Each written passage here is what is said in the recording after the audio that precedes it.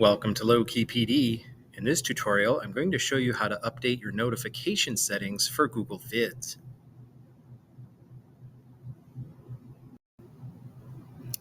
So you're working on your Google Vids project and maybe you notice that something happened and you didn't get notified about it in the way you thought you were going to get notified about it.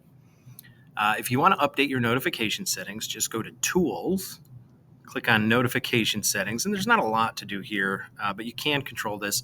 You can get notified whenever a new comment is added and any comment activity.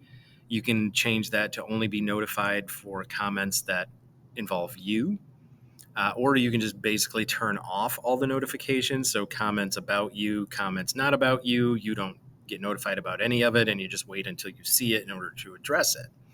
Once you've made your selection, just click OK, and that will update your notification settings.